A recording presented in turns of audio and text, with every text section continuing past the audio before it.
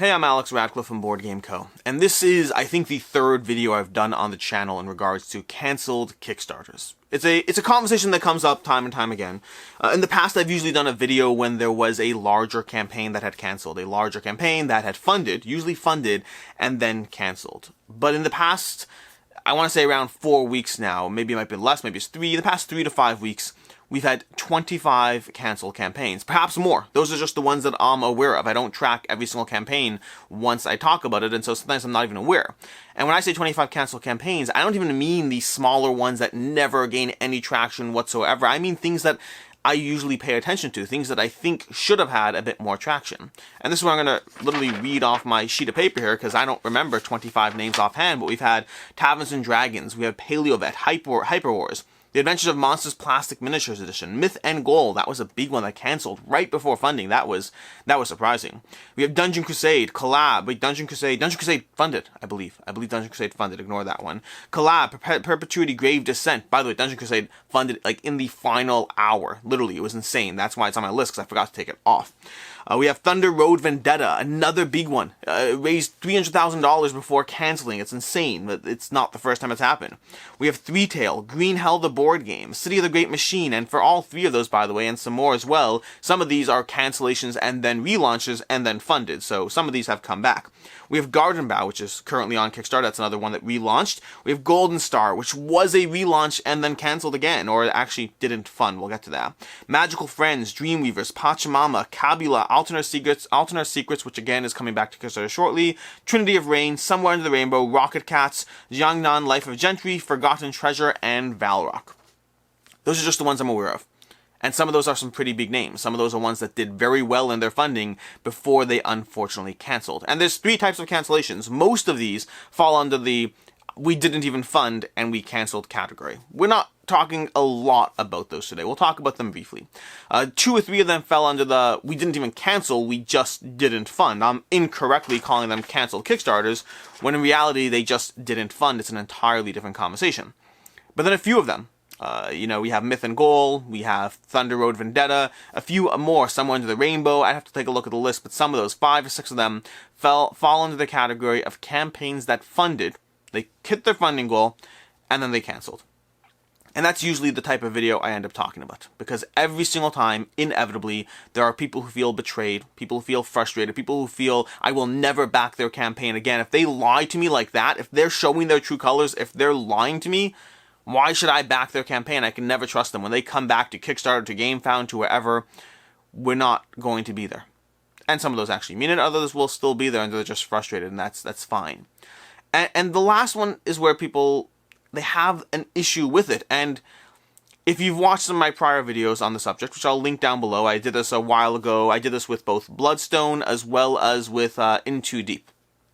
But if you watch my prior videos on the subject, you'll see that I've defended the practice in the past. I defended the practice of setting a funding goal, hitting that funding goal, and then canceled. And I'm still okay with it. But I see the other side a bit more. So let's go into it a bit. The short version of all this is that on Kickstarter, and I'm going to use Kickstarter in place of crowdfunding, but it's GameFound, Kickstarter, wherever. On Kickstarter, setting an accurate funding goal is usually a death knell. Usually. When you sit there and say, hey, by the way, we really need $100,000 for this to work, or we need $300,000 for this to work, very often it is significantly harder to get that momentum. A campaign that doesn't fund in the first 24 hours has a much harder time. They'll struggle. They'll really, really struggle to make things work. We have this mentality of we want to back winners. We want to back things that are popular. And a $30,000 funded campaign seems more popular than a $50,000 goal out of $100,000. The sad reality is that we're all, myself included by the way, I'm totally involved in this deception where, for context, if you're interested in a campaign and you back it, versus if you're interested in a campaign and you say to yourself, I'll wait till it funds before I consider whether to back it, that is completely illogical, it is irrational, it makes no sense. If the campaign doesn't fund, you don't get charged. If you're interested, go ahead and back it. Why is the funded or not funded a deciding factor in terms of whether you back it? And yet, despite me just saying that, I very rarely back campaigns that didn't fund already. Very rarely. I don't have a good answer. I could justify it with, hey, I just don't want that mental awareness if it's not even happening. I could justify that. But in reality, I'm falling prey to the exact same thing that many of us do. We want to back winners. We want to see campaigns do well. Campaigns that have set realistic funding goals have very often not funded at all. And we're talking about large companies too. Large companies have set realistic funding goals and then it's not funded. Now, I'm not talking about the Commands of the world or the Awakened Realms where they can sit there and say, hey, we're going to put a $200,000 funding goal on the page and it's still going to be funded within 5 minutes. If it takes that long. There are campaigns and companies and IPs or things that can get away with that. But more often than not, when companies try to take that route, they will have a hard time funding. Which is why I typically, in the past, and still today, am fine with the idea that campaigns have to play the game. Companies have to play the game. You kind of have to do what everyone else is doing to succeed. It's frustrating, it's annoying, it can be... It's a problem. But I understand that the landscape incentivizes the game to be played. The landscape hurts those who treat funding goals as the real, proper amount. If you need $100,000 and you're not sure where you're going to fund, you might have to say $30,000 and hope the momentum carries you over the line. Versus if you say $100,000, you may never fund, you may never come to fruition, and that can be a problem for you. But the flip side, and where I've started to become more aware of the other side of the conversation, is specifically in relation to clickbait. It's a weird tangent, but bear with me here. So Ignacy from Portal, if you're not familiar, has a YouTube channel, which I'll link down below. You can go ahead and subscribe to that if you're interested. It's basically 5 to 6 minute clips every single day, different things in the industry, different interesting stuff, not your typical content you'll find. But a big part of, well, not a big part, one thing he did recently is in the part of this experiment of their YouTube channel, because they plan on doing a video a day for a year and then seeing whether to continue or not. I believe that's what it is. But maybe it's a video a day for 100 days. I don't know exactly. It's a video a day for a while and then seeing where it goes. And one thing he experimented with at one point is a little more clickbaity.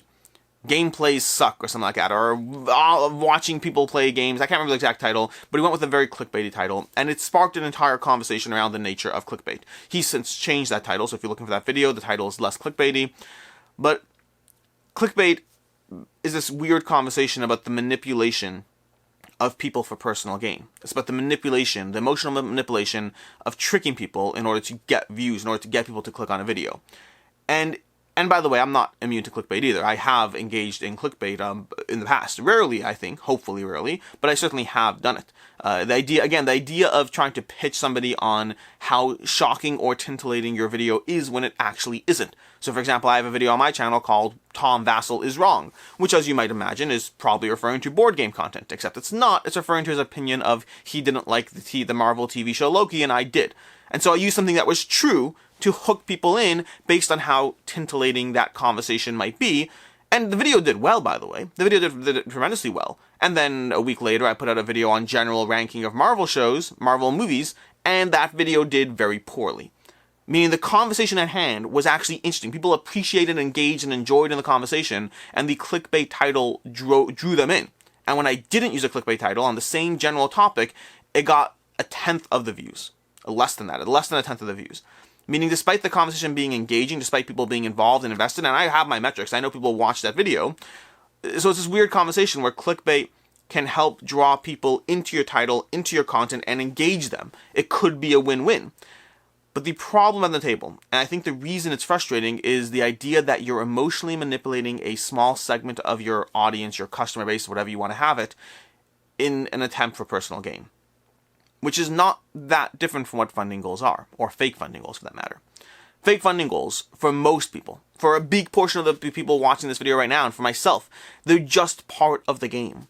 When you post, some title on a video, blah, blah, blah, whatever, or 7 ways you can save money right now, whatever it is, I know, as someone who's on YouTube, I know that video is meant to draw me in, is intentionally trying to be more titillating, or whatever the word is, in order to pull me into that video. I understand the game being played, and so I'm okay with the game being played. I'll either choose to engage or not.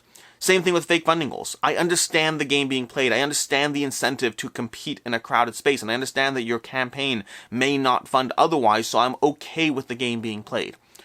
In both cases, though, there is a small segment that doesn't understand the game being played. There are people who watch your video not understanding that you're engaging in clickbait and emotional manipulation, that you're really they just don't think that that's happening. They think whatever's happening is real, and they feel frustrated and betrayed because they didn't understand what was happening. And that's not different with canceled Kickstarters. Cancel Kickstarters, the same idea, not cancel Kickstarters, sorry, with fake funding goals. Fake funding goals are the idea that you rely on the fact that many people don't actually care, and you go ahead and do what you need to do.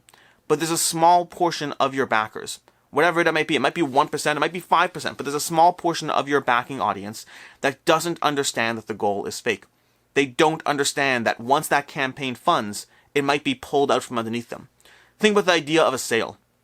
If you're on Walmart and you see some $100 camera discounted to $60 and you buy it only to get told, hey, by the way, we have to cancel that by the way, sorry, just we're not going to honor that sale.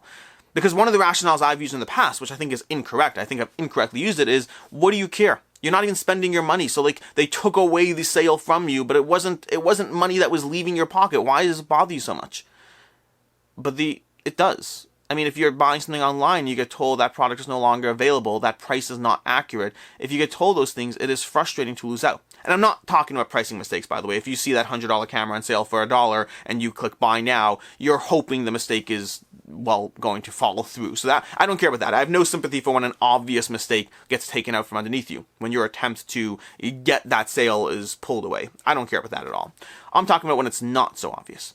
Again, the $100 camera marked down to $70, and it's like, that looks like a good price, a good deal. Oh no, it's out of stock. Oh no, that price was incorrect. It's frustrating to be told that when you didn't know that the sale wasn't final. Because that's what happens on Kickstarter, or GameFound, or whatever. When you back a game and when you see it's funded, in your mind, or not in your mind, but in 5% of the people who don't know the full landscape, in their mind, that campaign is funded. That sale is final. They're getting that game. And then they get told that it's not happening. And this is where I do lose a little bit of understanding. Do they not realize most of the time they come back to Kickstarter? Most of the time they come back. You're not actually changing anything. Very often you're not even changing the timeline. The nature of production, the nature of these chains is very often things like playtesting, all these stuff that need to be done are still being done. So sometimes you're not even changing or affecting the timeline at play. You're just affecting when the purchase price is completed, but the game's still being delivered here, whether the purchase price is here or here.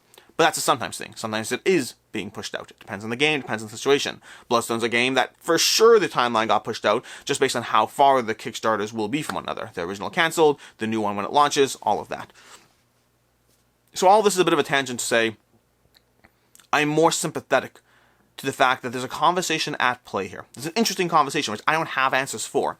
And I think that conversation comes down to how many casualties are okay in the general pursuit of personal gain, in the general pursuit of, hey, it's good for everyone. Because most of the time, I think canceled Kickstarters are good for everyone. I think most of the time it's good for the backers. It's good for them. They come back with better price points, lower funding goals, more options, accommodating and adjusting to whatever feedback and concerns people had in order to make it a better situation for all involved. So yes, most of the time, I think that it's better for everyone. Which brings us to that conversation of, it's better for everyone, but a few people are emotionally manipulated. They feel betrayed. Is that okay? Going back to my video, Tom is wrong. Tom Vassell is wrong. A lot of people engaged in a fun video that was engaging, that pulled them in, comments, views, all that stuff. They were engaged. But I used clickbait to draw them in. That's why that video has like 5-10% dislike ratio, because people felt frustrated that I used a clickbait title. So some people felt betrayed. A lot of people, I can't remember the view count on it, but something like 30,000 views in that video, a lot of people watched and enjoyed the video. Whereas if I hadn't done that, if I had just used ranking Marvel movies like I did for my next video, like 3,000 people watched that and significantly less people got drawn in. So again, the conversation, clickbait. You're involving more people into an interesting conversation, a video they may not otherwise have watched, but you're betraying or emotionally manipulating some others. And this is true everywhere you go. This conversation really expands outwards infinitely, because the conversation, the concept of, are we okay with some degree of harm for personal gain, general goodness? You might say, no, we're not. But then the fast food industry's got to go. Every form of entertainment that has any form of addiction has got to go. Because, again, using the basic analogy, if you have fast food, if you have unhealthy food choices that are negatively affecting and killing some small percentage of the population, but for most people, they enjoy it, they want it, that again is another concept of personal gain and general well-being, general goodness, not well-being, I'm not going to use well-being for fast food, personal gain and general goodness for a lot, but some people suffer. It's true for any form of luxury product. The idea, even Kickstarter right now, even Kickstarter, GameFound, crowdfunding, all these luxury deluxe games that we have on offer, that they're tempting because they're expensive games that we don't need. We definitely don't need them. But many people want them, enjoy them. Other people put themselves in negative financial positions to get them because they're tempting and they're pretty and they're shiny. Again, personal gain, general goodness, some degree of hurt and suffering. I don't have any answers there. I don't have any answers. There's some degree of personal accountability at play, sure. In the case of some of these things, though, in the case of canceled Kickstarters, fake funding goals, sometimes that personal accountability is harder when you don't even know the landscape. It's not just personal accountability, it's a lack of knowledge. It's emotional manipulation. It's incentivized to pull people in to make the thing work. And you have to, because again, the landscape is so hard if you don't play these games. If you sit there and you're just straight up honest, we need $100,000 to fund. Half of the campaigns that are funding won't fund, because here's where it's different than clickbait. Here's where canceled Kickstarters, fake funding goals are different than Kickstarter. They're different than clickbait. Clickbait is obvious what it is when it's working, and so it's frustrating to everyone, even when it's working. Or again, that's percentage of population. Versus fake funding goals are only frustrating when they don't work. That's an interesting difference right there. Because the amount of campaigns that do fund, that do well, that no one ever knows that there's a fake funding goal at play, and therefore they've done the thing, they've done the emotional manipulation, but there's no victim until the campaign fails. Because the people who would be quote-unquote victims in this concept, they don't ever know that they were victims. So that's an interesting difference, which is why fake funding goals can either be argued to be more okay, or argued to be just less of an obvious conversation. Now again, I am fine with fake funding goals. I want to be clear. This whole concept of me talking back to the other side, taking a different stance around it, I'm still fine with them. I still think that the degree of potential harm is minimal enough, and the landscape incentivizes and demands it, unfortunately. I don't like saying it. I don't like ever saying that the landscape incentivizes and demands lying. It feels so morally corrupt. We have to lie to do well. It feels corrupt. But to a certain extent, I think we do. I think if a landscape incentivizes it heavily, the general survival of an industry, sometimes, I mean, this is not that different when you see a $90 tie on sale for $20, whatever it is. When you see some ridiculous sale prices, because that concept, the MSRP, the retail price, is rarely ever the retail price. Isn't that always a lie as well? Isn't that always a lie in the goal of telling you, the consumer, you're getting a good deal here? That $120 camera, whatever, it's really only $90. In reality, I checked Camel, great site, you should use it, and I know that $120 camera is never more than $90. It's always been $90 on Amazon for the past 3.5 years, and in fact, right now, it's actually the most expensive it's ever been, because last week it was down to $72, so your price isn't even that good. But we're lying in order to incentivize the sale. Sadly and unfortunately, emotional manipulation has always been a part of marketing. It's always been. It's not that different than an advertisement of someone smoking a cigarette with all the women around him looking cool and dapper and all that. I've clearly been watching way too much Mad Men. But that's also a lie.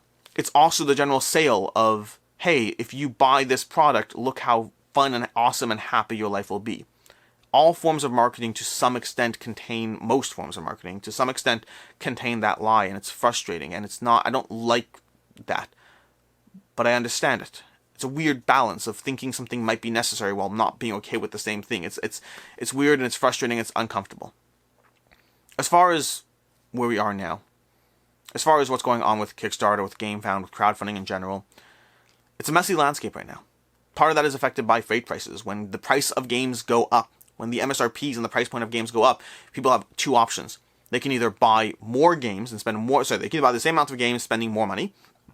They can buy fewer games just because they don't want to spend that much money on a game. Or they could reallocate their budget. That if they're spending $1,000 a year, they could reallocate that $1,000 to all the games they're buying. But last year, that $1,000 would have bought them 15 Kickstarters, and this year it's buying them 10. Which means less Kickstarters will fund. Less games will be made. Some companies will go under. Some games will not be made. That's okay.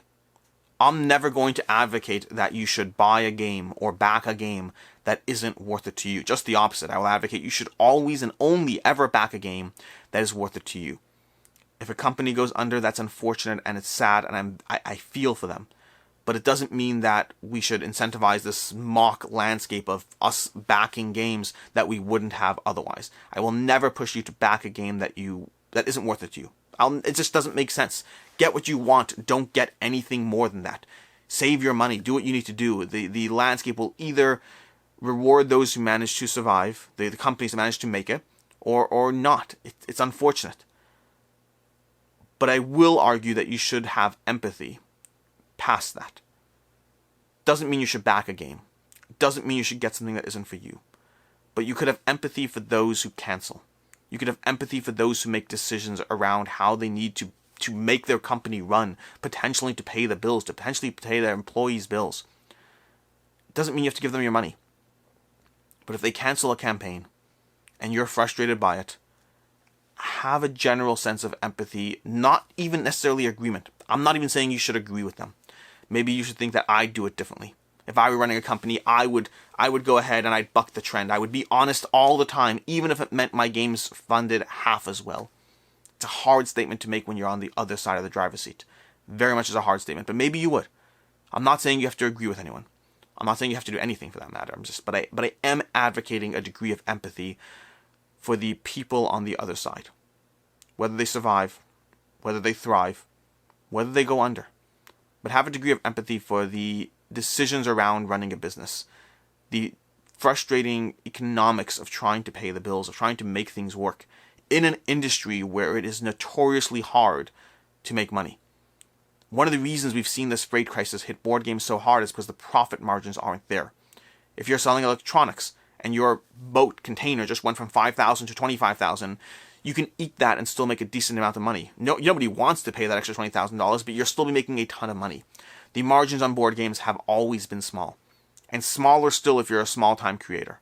There's not a lot of money going around. There's not a lot of profit going around. Again, I'm not advocating you ever buy a game that doesn't work for you. The nature of the world is that companies will survive if they have an audience, and they won't if they won't. But it doesn't mean you have to attack those on the way down. It doesn't mean you have to start Facebook threads every single time a company cancels a Kickstarter, accusing them of lying and corruptness and malice and all these things. Most people mean well. Most people are just trying to make things work. And that's where I'll end this one. Until next time, I'm Alex Radcliffe from Board Game Co. I'll link to my other videos down below. You'll see a slight shift in tone. Like I was always defending the practice. I was always okay with it. I'm still okay with it, but I understand now that there's a degree of emotional manipulation. There's a degree of victims, minor victims, mind you, but victims on the other side. Until next time, have a good one.